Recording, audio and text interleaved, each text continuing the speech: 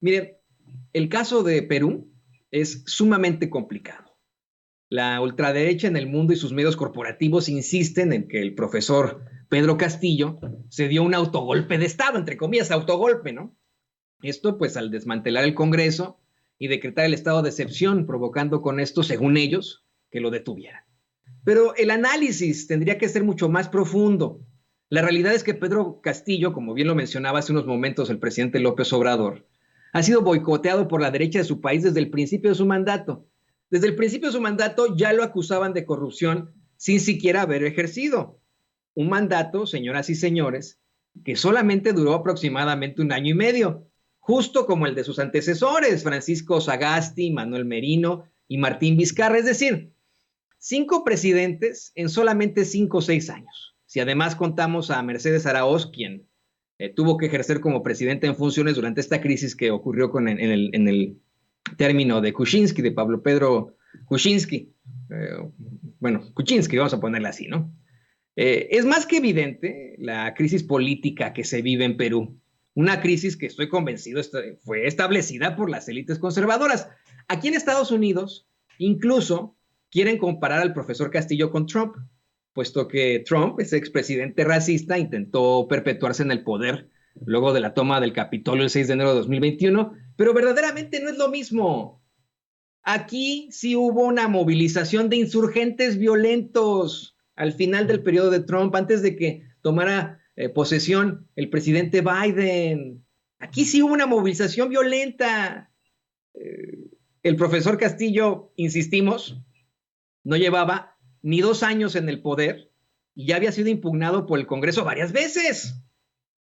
Además, disolvió el Congreso sin ningún tipo de apoyo o de alguna fuerza fáctica como sí tenía Donald Trump. Lo hizo él solo.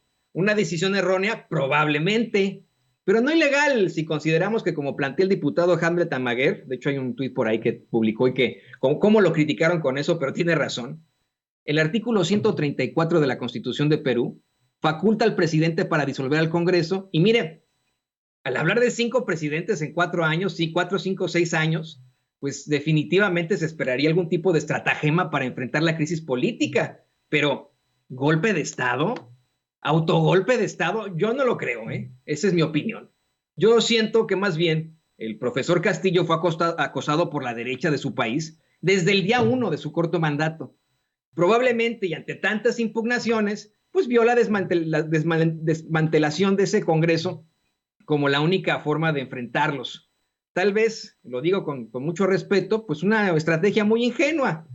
Si consideramos que se separó de su partido recientemente, enfrentaba el rechazo de algunos de los sectores de la población por la inflación mundial, no tenía el apoyo del Congreso, evidentemente, y lo más importante, señoras y señores, Perú, a diferencia de Estados Unidos o de México, no tiene un sistema presidencialista, un sistema en el que el mandatario es el comandante supremo de las Fuerzas Armadas y de la Policía Nacional o Federal. Y mire, Pedro Castillo, sí, es un maestro de primaria, un hombre de origen indígena, verdaderamente emanado del pueblo, como lo han planteado una y otra vez, serrano, ¿no? De la sierra del Perú, pues de las montañas de Perú, de las entrañas de ese Perú empobrecido que hoy sufre el embate del conservadurismo y, déjeme decirlo así, cuasifascismo. Un perfil que evidentemente resultó un obstáculo para esa derecha racista, clasista y discriminadora. La derecha que pues se parece mucho en muchos países. Pero golpista o gemelo de Trump, yo no lo creo.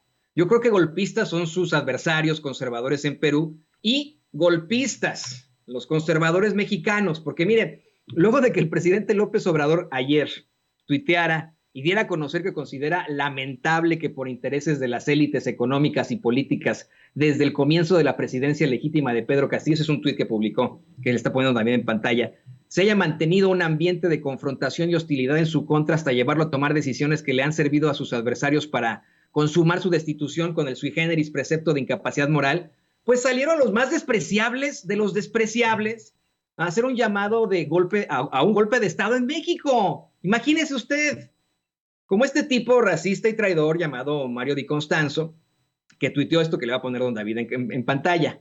Pregunta, Y si en vez de Pedro se llamara Andrés y Lili en lugar de Dina, bueno, este cuate tendría que ponerle acento a Andrés, ¿no? No saben, no tienen ni idea, pero bueno.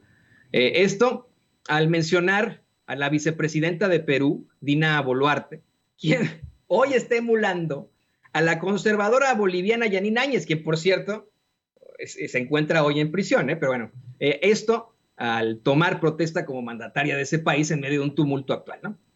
También tuvimos allá el sujeto de los pantalones de cuero, este junior de otro junior, Pedro Ferriz Hijar, quien hasta escribió en Twitter, ¿para cuándo México? ¿Con quién hay que hablar o qué pex? Pone ahí un emoticón de un pez, ¿no?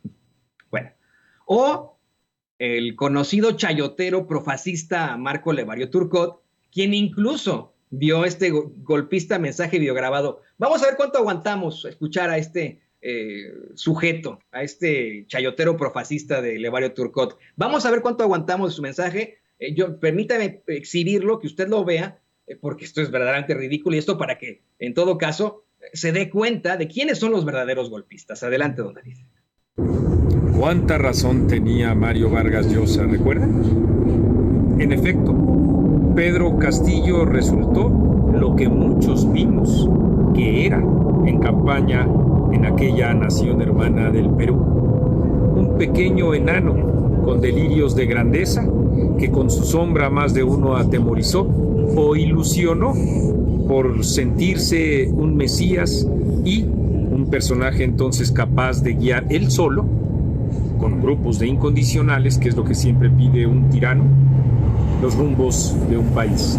Lo importante es que hoy los peruanos están dando un ejemplo en el mundo, en particular en América Latina, en la defensa de la democracia frente a este cobarde Pedro Castillo, que todavía quiso perpetrar un golpe de Estado y que ahora solo tiene justamente el respaldo o de fanáticos o de pequeños tiranos que, como el presidente de nuestro país, ha hecho a un lado justamente el principio de no intervención para defender lo que implica una gravísima amenaza a la democracia en Perú. Andrés Manuel López Obrador y Pedro Castillo están hechos con la misma pátina, pero los mexicanos también, igual que los peruanos, vamos a hacer que se preserve la propia democracia. Qué triste es ver al presidente de México en Twitter defendiendo a un tirano, igualmente que al embajador Marcelo Ebrard haciendo lo propio. Lo importante también es que, muy emocionados, millones de mexicanos estamos viendo en Perú la posibilidad de que aquí también exista y prevalezca la democracia. Bueno, esto es evidentemente sedición, lo vamos a platicar en unos momentos más con, obviamente, el marco jurídico al respecto y se les cae el teatrito por el gran apoyo que tiene López Obrador. Pero bien, además de la sedición exhibida por este chayotero profascista de Marco Levario Turcot, también está Kenia López Rabadán haciendo un evidente llamado a la sedición en México, como cuando llamó a sus seguidores, junto con Lili Téllez y Xóchitl Gálvez, a la agresión contra los miembros del equipo de Sin Censura. Pues tuitea esto que está poniendo David en pantalla. Cristina Kirchner, de Argentina, a la cárcel, y Pedro Castillo, de Perú, destituido y detenido. Así el destino de los populistas que empobrecen a sus pueblos. López Obrador, este será tu futuro, la cárcel y el desprecio. Alguien tendría que decirle a Kenia López Rabadán que está incurriendo en sedición. Mire, según el artículo 130 del Código Penal Federal, se aplicará la pena de 6 meses a 8 años de prisión y multa de hasta 10,000 pesos, bueno, es muy poquitito, pero para ella, a los que en forma tumultuaria, sin uso de las armas, resistan o ataquen a la autoridad para impedir el libre ejercicio de sus funciones con alguna de las finalidades a las que se refiere el artículo 132. A quienes dirijan, organicen, inciten, compelan o patrocinen económicamente a otros para cometer el delito de sedición. Se les aplicará la pena de 5 a 15 años de prisión y una multa de hasta 20,000 pesos. Ese ya no alcanza, por ejemplo, en ese caso, ya no alcanzaría llevar su proceso en libertad, sería prisión preventiva.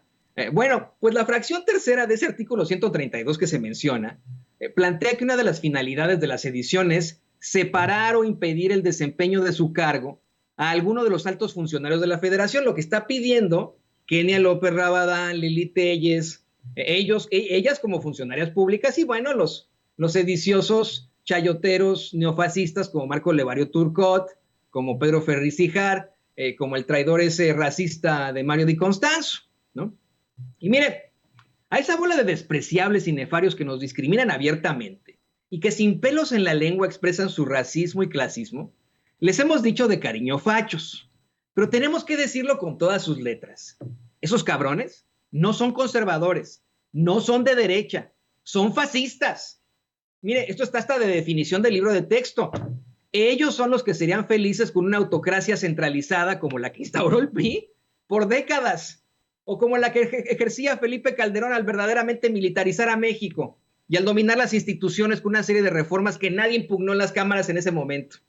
Ellos son los fascistas mexicanos del PRIANREDE que sí han expresado una y otra vez su creencia en una jerarquía social natural. Ahí está la marcha de los cretinazos y fascistas, las ideas que expresaba la gente en esa marcha de una jerarquía social natural, como dice la definición del libro de texto del fascismo. Ellos son los fascistas que chillan cuando el presidente les llama aspiracionistas, cuando parte de ese concepto de fascismo es la subordinación a los intereses individuales. Ellos son los fascistas que directamente nos han agredido físicamente a los ciudadanos progresistas, como ocurrió con el Junior Pelón Gómez, cuando atacó en un restaurante a Vicente Serrano. Pues insistimos, es del libro de texto, que el fascismo rechaza que la violencia sea inherentemente negativa y que ve como medios de gobierno precisamente la violencia política, como la que ejerció este imbécil de Santiago Torreblanca con su poder como diputado panista al precisamente agredir a Vicente Serrano, nada más y nada menos que en uno de nuestros cuerpos legislativos más importantes, el Congreso de la Unión. Ellos, señoras y señores, son los fascistas que ven a la guerra como un medio de gobierno, como lo hizo Calderón con su supuesta guerra al crimen y que pues seguimos sufriendo los mexicanos, o como el golpe de Estado al que llaman estos asquerosos nefarios fascistas que justifican su racismo una y otra vez. Pero, mire, perdón que sea tan soez con lo que voy a plantear. Le tenemos noticias a esos culeros. En México no hay condiciones ni para un golpe de Estado ni para un golpe blando.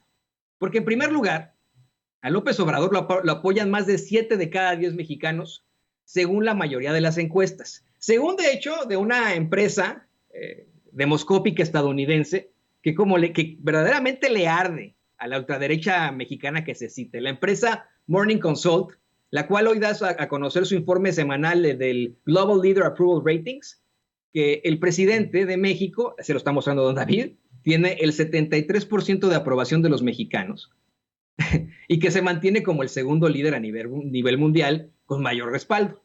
Pero además, están muy pendejos esos que odian a López Obrador y que sueñan con un golpe de Estado, porque el mandatario cuenta con la mayoría del Congreso, a diferencia de Perú, es respaldado por su partido, a diferencia de Perú, es respaldado por su gabinete, a diferencia de Castillo, y sobre todo, es el comandante supremo de las Fuerzas Armadas.